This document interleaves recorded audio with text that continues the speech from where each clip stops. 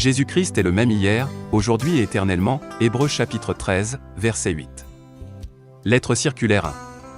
Janvier 1975. Je vous salue tous dans le précieux nom du Seigneur Jésus-Christ par cette parole d'Hébreux chapitre 1, verset 3. Étant le reflet de sa gloire et l'empreinte de sa personne, et soutenant toutes choses par sa parole puissante. Toutes choses ont été appelées à l'existence par sa parole puissante. Le Seigneur a parlé, et cela s'est accompli, il a commandé, et la chose fut présente. Ce que la bouche du Tout-Puissant prononce s'accomplit toujours. Sa parole est immuable, et nous devons saisir dans notre vie de foi l'action puissante de la parole de Dieu. La parole par laquelle toutes choses ont été créées et maintenues en vie est la même qui soutient également les croyants. Il est écrit dans Jacques 1.18, « Il nous a engendrés selon sa volonté, par la parole de vérité, afin que nous soyons en quelque sorte les prémices de ses créatures. » Le même Dieu qui a appelé la création entière à l'existence a fait de nous par la parole de la vérité une nouvelle créature en Jésus-Christ. Pierre écrit, « Puisque nous avons été régénérés, non par une semence corruptible, mais par une semence incorruptible, par la parole vivante et permanente de Dieu. » Mais la parole du Seigneur demeure éternellement, 1 Pierre chapitre 1, versets 23 et 25. La parole était au commencement, la parole est à la fin. Elle est une puissance créatrice, salvatrice et guérissante. Toute parole de Dieu a une répercussion dans notre vie, par la foi. Puissions-nous seulement saisir cette vérité, que chaque promesse que nous prononçons dans la foi s'accomplira, si nous remplissons les conditions divines posées par Dieu. Chaque promesse est liée à l'obéissance de la foi. Tous les croyants de cette dernière génération, qui croient aux promesses se rapportant au retour de Jésus-Christ, éprouveront que la parole que Dieu leur a adressée est véritable et que la puissance de Dieu se manifeste. En Christ s'est accomplie la parole de Dieu, déclarant qu'il ne verrait pas la corruption, et chaque promesse se rapportant à lui a été confirmée comme véritable. De la même manière, chaque promesse de la parole de Dieu s'accomplira envers chaque croyant. La même puissance qui a ressuscité Jésus-Christ d'entre les morts rendra la vie à nos corps mortels et les transformera. Tout s'accomplira conformément à la parole de Dieu. Dieu a déterminé dans sa parole le cours de l'histoire de l'humanité entière. Il n'y a absolument rien à changer à cela. Événements actuels. Toujours à nouveau, l'opinion publique est dirigée vers ce qui se passe au Moyen-Orient, et par cela même, le peuple d'Israël est rappelé au souvenir des gens. Tous les croyants savent quel est l'enjeu de ces choses, et ils pensent au peuple d'Israël dans leurs prières, et le bénissent au nom du Seigneur. Peu importe l'attitude prise par les gouvernements, l'attitude des enfants de Dieu s'aligne sur celle de la Bible. Le fait qu'il habite en Russie, en Chine, en Europe ou en Amérique ne joue aucun rôle, les croyants sont enseignés par Dieu, et ils ont pris la position divine de la parole. Nous savons qu'à la fin des temps, et conformément aux promesses de Dieu, les Juifs devaient être rassemblés de tous les peuples et devaient retourner dans leur pays d'origine. Le Seigneur Dieu lui-même avait fait la promesse à son serviteur et prophète, Abraham, que sa postérité habiterait dans le pays de la promesse. Dans les desseins de Dieu, il avait été arrêté qu'en tant que nation, les Juifs ne recevraient pas le Messie lors de sa première venue, et qu'ils ne le reconnaîtraient pas. Cela, afin qu'il soit donné à tous les peuples la possibilité de devenir croyants et de recevoir Jésus-Christ comme leur sauveur personnel. Déjà du temps de Moïse, le Seigneur prédit le destin du peuple d'Israël, car il voyait l'égarement de leur cœur, et il savait qu'il ne se laisserait pas reprendre par son esprit. Je vous disperserai parmi les nations, et je tirerai l'épée après vous. Votre pays sera dévasté, et vos villes seront désertes, Lévitique chapitre 26, verset 33. Vous n'y prolongerez pas vos jours, car vous serez entièrement détruits. L'Éternel vous dispersera parmi les peuples, et vous ne resterez qu'un petit nombre au milieu des nations où l'Éternel vous emmènera. C'est de là aussi que tu chercheras l'Éternel, ton Dieu, et que tu le trouveras, si tu le cherches de tout ton cœur et de toute ton âme. Deutéronome chapitre 4, versets 26 et 29.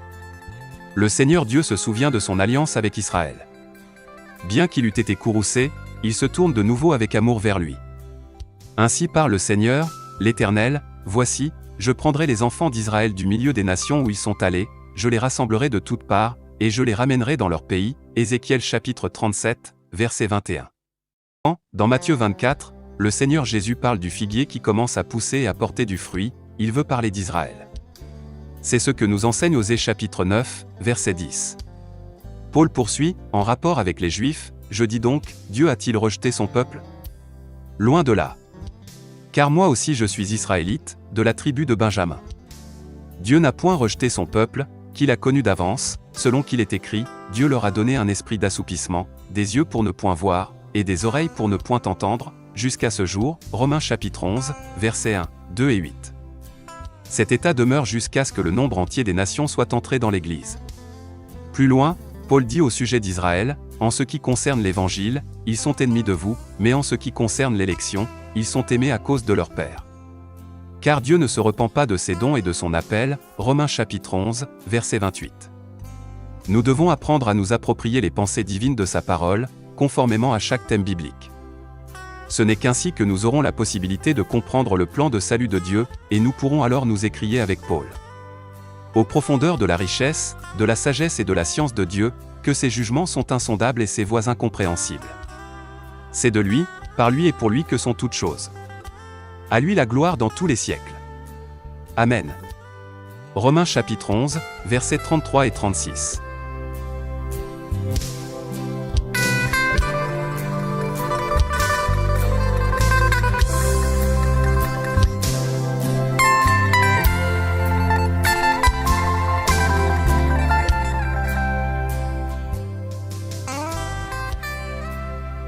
Le sabbat. Toujours à nouveau, quelques-uns sont troublés à cause de la question du sabbat, c'est pourquoi j'aimerais donner ici seulement quelques indications. Bien heureusement, je ne représente aucune communauté, et c'est pourquoi je peux librement et ouvertement exposer la parole de Dieu conformément à la vérité, sans avoir peur d'enfreindre la doctrine prescrite par une confession de foi. Parmi tous les passages bibliques qui nous ont été envoyés, je me suis aperçu que nombre de citations bibliques n'étaient pas données dans le contexte correspondant. Car pour toute controverse mettant en cause un thème biblique, il convient de prendre tous les textes, et de les laisser dans le contexte auquel ils se rapportent. C'est ainsi seulement que peut être évité qu'une parole soit employée en dehors du contexte auquel elle appartient. On prétend que le sabbat est le jour du Seigneur. Une telle affirmation ne se trouve pas dans la Bible. Pas plus qu'il n'est dit une seule fois que le dimanche soit le jour du Seigneur. Ces deux pensées sont le produit du raisonnement intellectuel. Dans l'Ancien comme dans le Nouveau Testament, la Bible nous donne des renseignements assez clairs sur le jour du Seigneur. Je cite ce passage d'Ésaïe chapitre 13, verset 9, « Voici, le jour de l'Éternel arrive, littéralement, le jour du Seigneur, note du traducteur, jour cruel, jour de colère et d'ardente fureur, qui réduira la terre en solitude, et en exterminera les pécheurs. » Et, dans 2 Pierre chapitre 3, verset 10.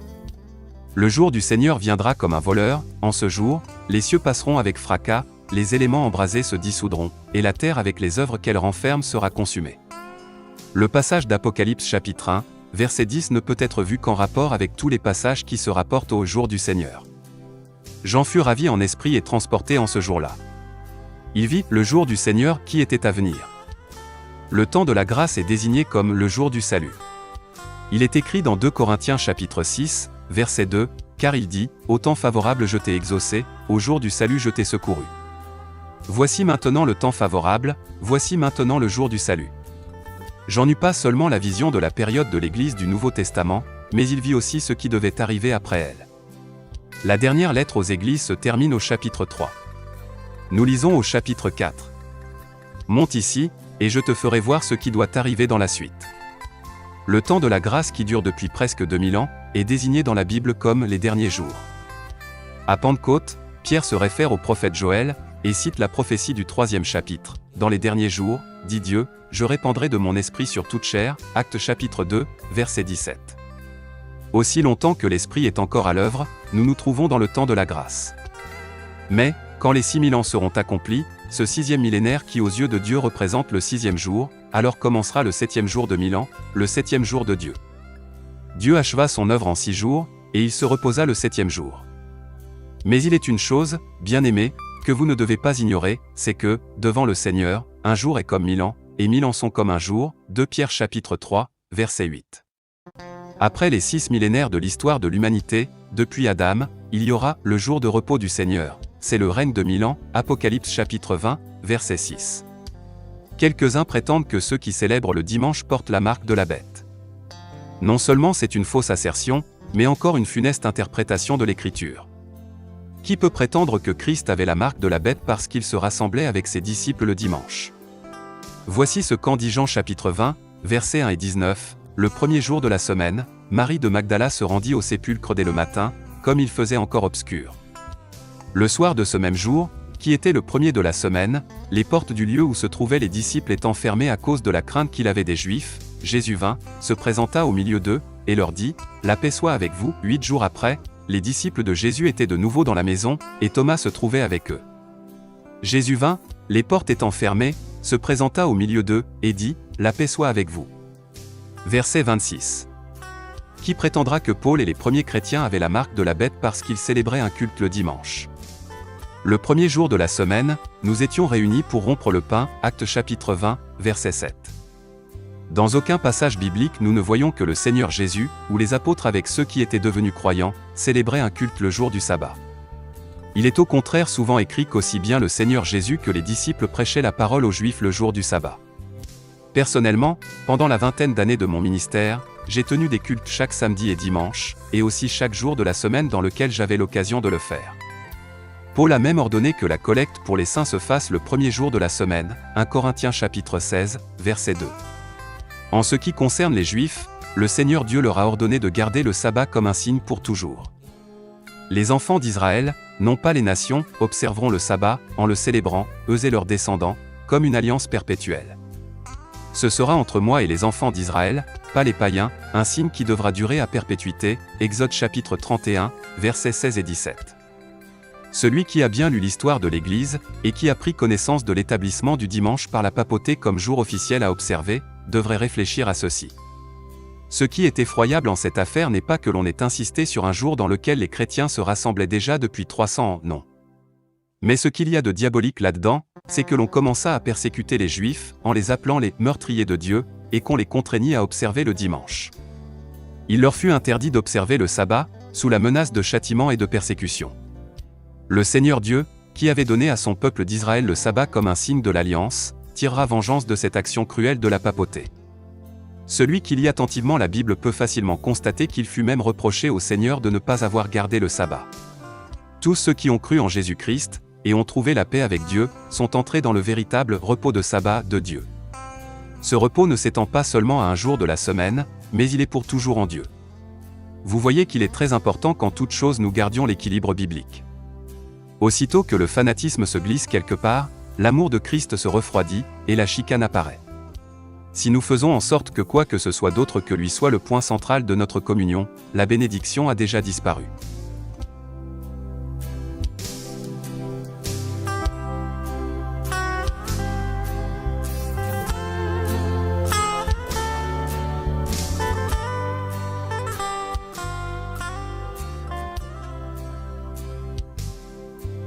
Exode des gens de l'Église. Les journaux rapportent que des milliers de personnes sortent de l'Église. Les mobiles en sont divers. Pour plusieurs, c'est par motif de conscience qu'ils ne peuvent plus rester dans l'Église. L'heure de la tentation est venue sur la terre entière par l'écuménisme, et tout véritable enfant de Dieu se trouve placé devant une décision à prendre. Celui qui se tait, et qui n'agit pas sans tarder, se rend complice de cette séduction religieuse. La sortie de l'Église du pasteur Richard Henninger, dans les pays d'expression allemande, fait les manchettes des journaux. Il a déclaré littéralement ceci: il m'est impossible de lire en chair les recommandations, les déclarations et les appels aux offrandes de l'écuménisme, sinon je serais complice de cette séduction. Pour prendre ses distances d'avec l'écuménisme, cela n'est possible qu'en sortant de l'Église. Comme je ne veux rien avoir à faire avec l'écuménisme de Genève, tant du point de vue nominal que théologique, ou moral, politique ou financier, il ne me reste plus d'autre possibilité que de sortir de l'Église évangélique nationale. Autrement, il n'y a pas de possibilité de se distancer d'eux. Pour étayer ces dires, Henninger cita Apocalypse chapitre 18, versets 1 à 5. Pour celui qui fait partie de l'Église de Jésus-Christ, il est impossible d'appartenir en même temps à l'écuménisme. Alors que toutes les églises, indépendantes ou non, se rassemblent, il n'est pas seulement nécessaire de recommander de sortir de l'Église, mais c'est bien plutôt l'ordre divin que nous devons écouter. C'est pourquoi, sortez du milieu d'eux, et séparez-vous, dit le Seigneur. Nouvelle de la mission. C'est avec une profonde reconnaissance que nous regardons en arrière vers ce que Dieu a fait dans cette année. Nous pourrions raconter beaucoup de choses au sujet de ce que Dieu a fait par le message du temps de la fin, tant à l'est qu'à l'ouest, au nord qu'au sud. C'est merveilleux de suivre la direction du Saint-Esprit. Avec l'aide de Dieu, nous avons installé une petite imprimerie dans laquelle nous imprimons nous-mêmes les textes en allemand et en anglais. Depuis que nous avons sorti en anglais les brochures Crois seulement et Impact de la Révélation, un puissant bond en avant s'est accompli pour le message du temps de la fin dans les pays d'expression anglaise. Beaucoup ont compris de quoi il s'agissait réellement, et ils ont reçu un fondement biblique pour leur foi. La première édition de ces deux brochures, qui étaient imprimées chacune en 10 000 exemplaires, a été épuisée en peu de temps, et a dû être réimprimée. Nous sommes très reconnaissants pour les nombreuses et encourageantes lettres que nous avons reçues. Le Seigneur nous a conduits, à part notre émission en allemand sur Radio Luxembourg, d'en commencer une en anglais au Canada. Nous émettrons sur autant de postes d'émissions que possible, afin que le message du temps de la fin soit publié partout. Nous avons reçu de telles exhortations au sujet de ces émissions en allemand, que nous nous sentons encouragés de continuer à publier les vérités bibliques. Ce ne sont pas seulement des lettres que nous recevons, mais aussi des appels téléphoniques. Ce sont toujours à nouveau des personnes qui n'avaient pas entendu parler, auparavant, de ce que Dieu avait fait dans ces temps de la fin. À cette occasion, j'aimerais remercier sincèrement tous ceux auxquels le Seigneur a mis à cœur de soutenir le travail missionnaire. Nous ne mentionnerons ni les grands frais que cela entraîne, ni les travaux pénibles que cette œuvre occasionne. Nous nous adonnons à ce service avec un parfait abandon, et nous savons que le Seigneur Dieu voit toutes choses et qu'il conduit et dirige les siens. Tous ensemble, nous sommes ouvriers avec Dieu. Chacun peut avoir part à ce que le Seigneur fait maintenant. Agissant de la part de Dieu. Frère Franck.